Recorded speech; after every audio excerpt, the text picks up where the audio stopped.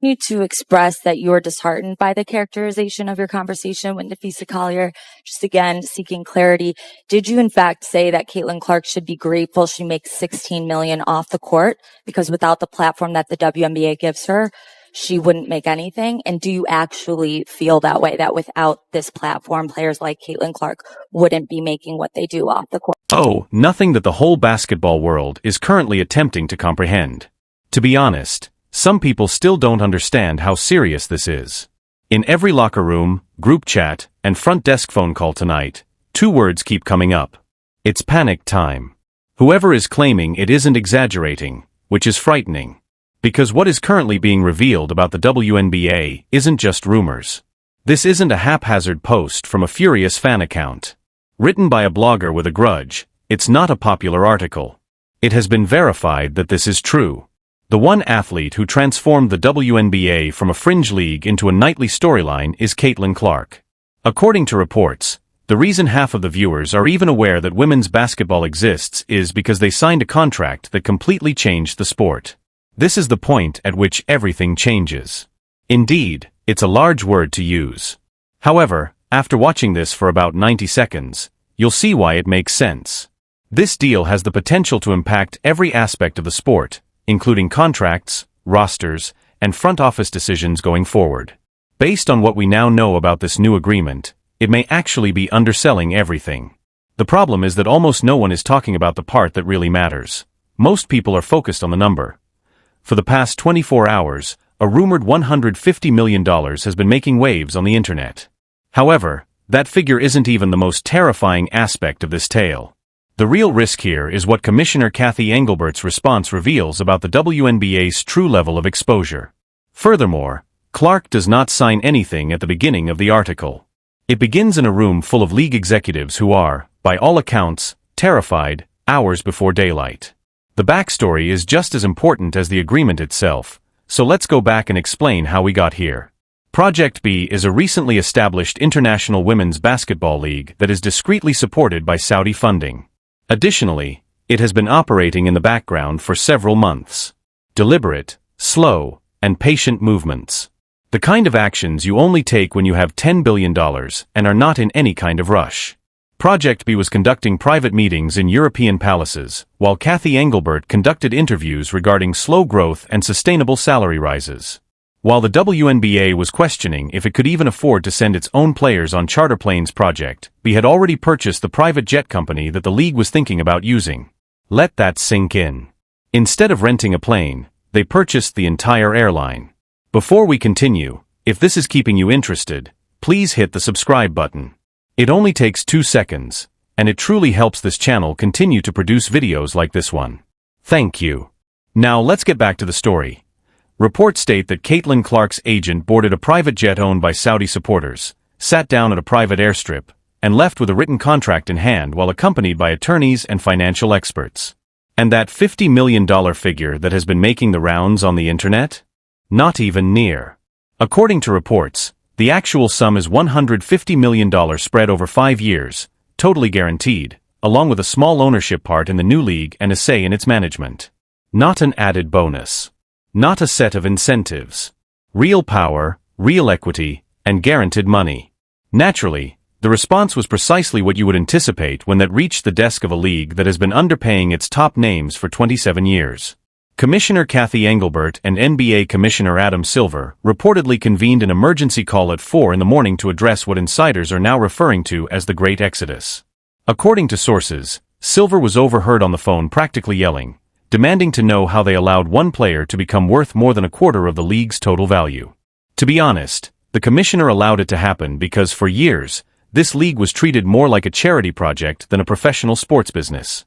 You allowed it to happen because, each time a player asked to be paid what she was truly worth, the response was sustainable growth.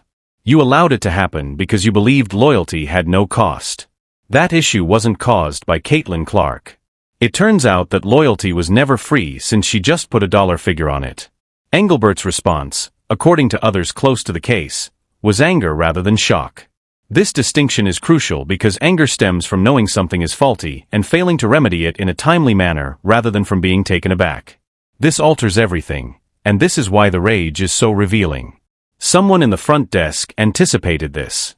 Someone was aware that the discrepancy between these players' earnings and their true market value had grown alarmingly large. That gap wasn't made by Clark. The moment she signed a contract worth more than the WNBA's total yearly earnings, she revealed it. Since context is crucial in this situation, let's truly break down these numbers.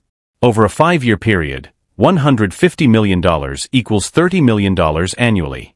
To put that into perspective, and this is the bit that will blow your mind, the WNBA's total pay cap for all 12 clubs is approximately $5.65 million. The entire salary of one team would not even approach 1/5 of what Clark is purportedly earning per year with Project B.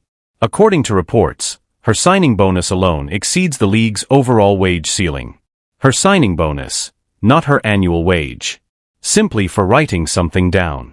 It's not just Clark either. According to reports, Project B is providing contracts of $1 million per game to elite players. Not by season or game, with an additional $50 million prize if their club wins the entire competition. Compare that to the highest paid player in WNBA history, who earned about $250,000 for a full season at $1 million per game. Given that Project B is paying more for a single appearance than some WNBA veterans have made over the course of their careers, Engelbert's response makes perfect sense when you consider that every NBA player who is about to enter free agency will soon have the same discussion with her own agent. She will display the $150 million figure and pose the straightforward query, why am I making less than that? According to insiders, Clark herself believes that this will revolutionize her life, and in all honesty, $30 million a year would transform anyone's life. However, it's about more than simply the money, it's about what it stands for. This performer filled previously empty arenas to capacity. A player who helped the league publicly boast about landing a $60 million TV agreement. A player who, by herself, created the greatest cultural moment for women's basketball in decades. She was placed on commercial aircraft by the league in exchange. Informed her that treating a franchise player like one was beyond the franchise's means. Then a league supported by Saudi Arabia arrived with a specially designed Boeing 747 that had a spa and a whole basketball court on board and stated, "We think you deserve this." It's easy to understand why she agreed. Because Project B athletes are treated like international royalty, while WNBA players are traveling in economy and worrying about rent. Therefore, whether or not more stars will go is not the true question. Who will be the last to switch off the lights? Clark was just the first, and that's precisely the question keeping Cathy Engelbert up at 4 in the morning. However, this story goes far beyond one player, so let's talk about who else is involved because this is a full-scale talent raid carried out with more precision than most WNBA front offices manage on their best day. Let's start with A'ja Wilson, who is currently the best player in the world by almost every statistical measure. She has won back-to-back championships with Las Vegas and is currently the 2-time MVP. She would already be making 8 figures annually in every other professional league on the planet. Wilson is reportedly doing more than just answering calls from Project B. She is engaged in active negotiation. Not interested. Not investigating. Bargaining. Then there is Breanna Stewart, and to be honest, this may be the most tragic aspect of the entire narrative. She has reportedly mentally disengaged from the WNBA. When a 2-time champion and former MVP, who has given everything to this league, reaches that point without anyone even realizing it, that's not a warning sign anymore.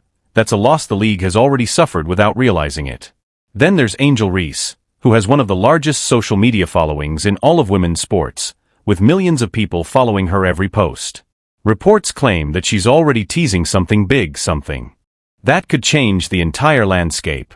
Consider what that actually means strategically if Project B involves purchasing entire media ecosystems, complete with built-in audiences, rather than merely signing players. It should be written out and displayed on the wall of every WNBA front office nationwide, because it encapsulates everything that is currently going on. Wilson versus the world, Clark versus Reese, and Clark's marketability versus Stewart's subdued supremacy were just a few of the rivalries and plots this league developed over the years. And Project B essentially purchased the whole highlight reel in a matter of weeks. What is Engelbert's real counterattack then? Because all of that alleged rage and those emergency phone calls must be part of some sort of plot.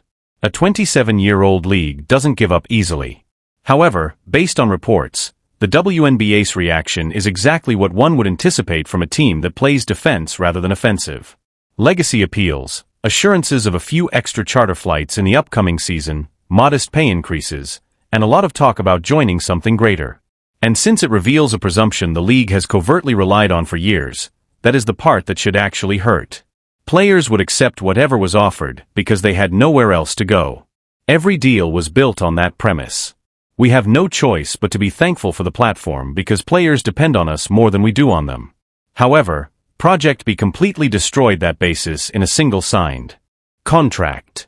Here's what makes this even worse for Engelbert. Even though she's not wrong about the legacy aspect, the WNBA really does matter. It truly built something bigger than basketball. Being a part of the league that made women's professional basketball possible in America is a really meaningful thing.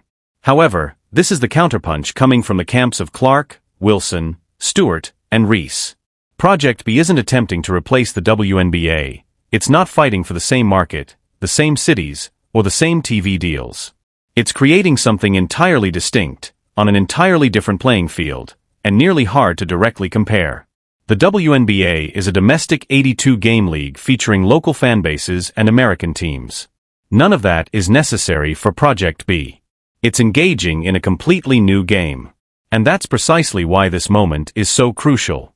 This is the first significant break in a system that has been in place for over 30 years. It's not just one deal appending a peaceful summer.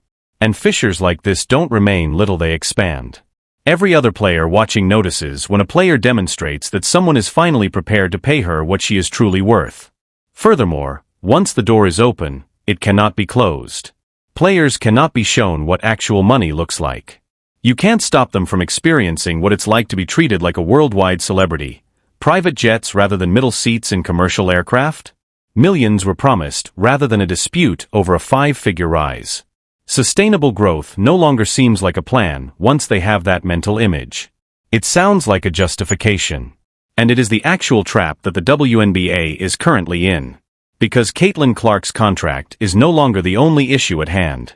Every player must observe how the league reacts to it.